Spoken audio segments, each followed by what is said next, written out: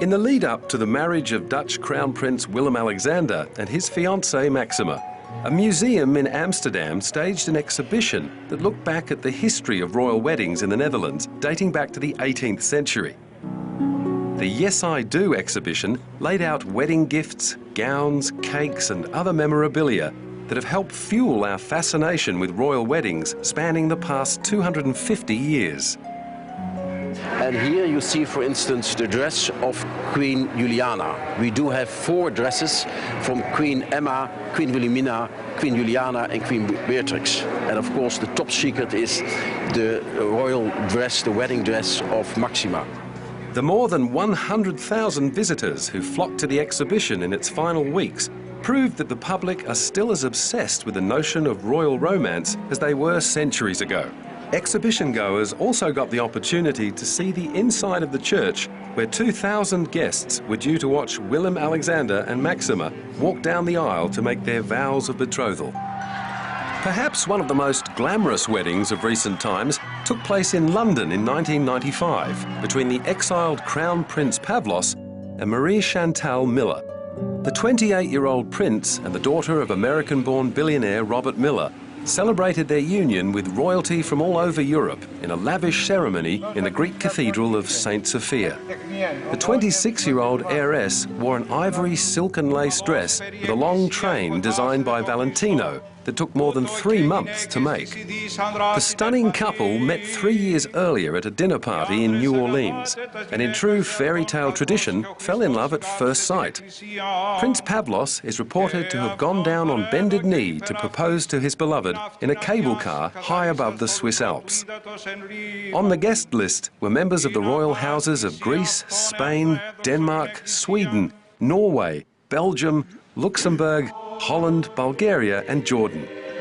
Queen Sofia and King Juan Carlos of Spain arrived for the cathedral ceremony, along with King Hussein and Queen Noor of Jordan. According to Hello magazine, it was the biggest gathering of royals in London since the wedding of Queen Elizabeth to Prince Philip in 1948. Many of the 1,300 invited guests watched the service live on video screens in Hampton Court Palace, west of London, which the bride's father took over for the day.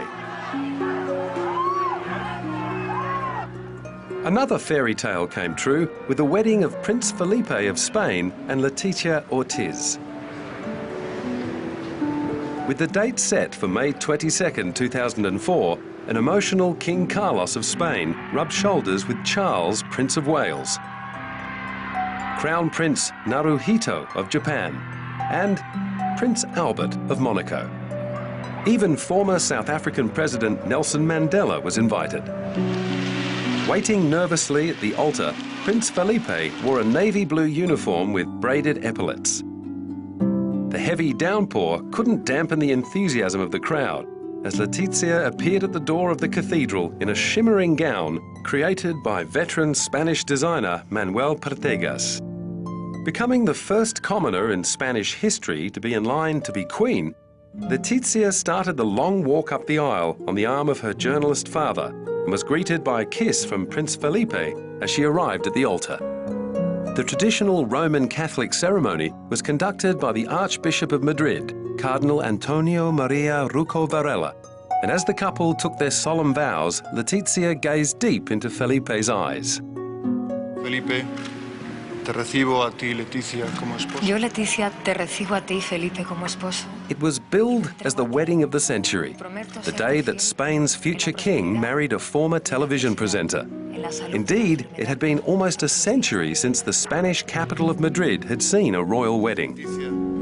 As the cardinal declared them husband and wife, cheers again rang out from the square outside, where the ceremony was being broadcast on giant screens.